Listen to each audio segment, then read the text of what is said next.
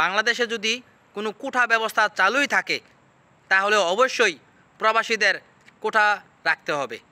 আসসালামু আলাইকুম, আমি মোহাম্মদ হাসান, মালয়েশিয়ান প্রবাসী। বর্তমান বাংলাদেশে চলমান কোঠা আন্দোলনের বিষয়ে কিছু না বললেই নয়। আমরা সবাই জানি বাংলাদেশে সরকারি চাকরি করার ক্ষেত্রে 56% কোটা থাকে, আর বাকি 44% সাধারণ ছাত্রছাত্রীদের কাছ থেকে নেওয়া হয়, মানে সাধারণ ছাত্রছাত্রীদের নেওয়া হয়। 50% এর 56%-এর ভিতরে 50% শুধু মুক্তিযোদ্ধার ছেলে সন্তান বা নাতিপুতিদের।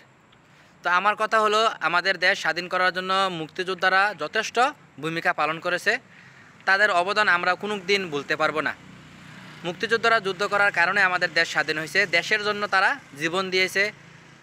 বর্তমানে 2 লক্ষ মুক্তিযোদ্ধারও অধিক রয়েছে, কিন্তু হাজার হাজার মুক্তিযোদ্ধা আছে যাদের কোনো সার্টিফিকেটই নেই। যাক, আমি ওইদিকে যাইতে না চাই। 2 লক্ষ মুক্তিযোদ্ধার নাতিপুতির জন্য সরকারি চাকরি করার ক্ষেত্রে যদি 50% কোটা রাখা হয়, তো 1,20,00,000 প্রবাসীদের সন্তান বা তাদের নাতিপুতির জন্য 20% কোটা রাখা হবে না কেন? এটা হলো আমার দেশ এবং জাতির কাছে, মাননীয় প্রধানমন্ত্রীর কাছে প্রশ্ন। 2 লক্ষ মুক্তিযোদ্ধাদের নাতিপুতির জন্য যদি 50% কোটা রাখা হয়, প্রবাসীদের সন্তানদের এবং নাতিপুতির জন্য 20% কোটা রাখতে হবে। মুক্তিযোদ্ধারা দেশের জন্য, দেশের কল্যাণের জন্য যুদ্ধ করে দেশকে স্বাধীন করেছে।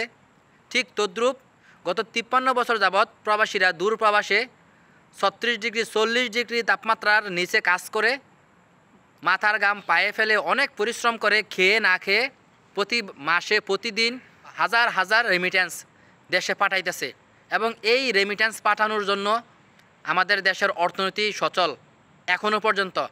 আগামী দিনগুলোতে আমাদের যে প্রবাসীরা আছি, ইনশাল্লাহ আমরা পাঠিয়ে যাব। আপনারা দেখেছেন করোনার সময় বিভিন্ন দেশের অর্থনৈতিক অনেক ক্ষতিগ্রস্ত হয়েছে, কিন্তু বাংলাদেশের প্রবাসীরা রেমিট্যান্স পাঠানোর কারণে আমাদের দেশের অর্থনীতি আলহামদুলিল্লাহ যথেষ্ট ভালো ছিল এবং সচল ছিল। তাহলে আমাদের প্রবাসীদের সন্তান বা তাদের নাতিপুতির জন্য কি কোটা রাখা উচিত নয়? মুক্তিযোদ্ধারা স্বাধীন করে গেছে দেশকে, আর প্রবাসীরা গত 53 বছর যাবৎ রেমিট্যান্স পাঠিয়ে দেশের অর্থনীতিকে সচল রেখেছে।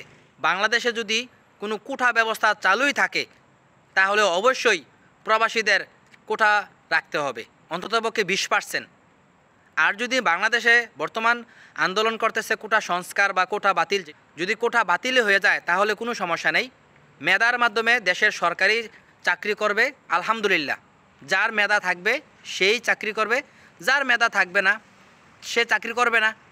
আর যদি কোঠার মাধ্যমে চাকরি করতে হয় তাহলে প্রবাসীদের একটা কোটা রাখতে হবে, যার কিনা 20%। প্রবাসীরা বিদেশের বাড়িতে পিতামাতা, আত্মীয় স্বজন, ভাই বোন, মা বোন কেউ থাকে না, সবাইকে ছেড়ে আমরা দূর প্রবাসে আসি পরিবারের জন্য, দেশের জন্য।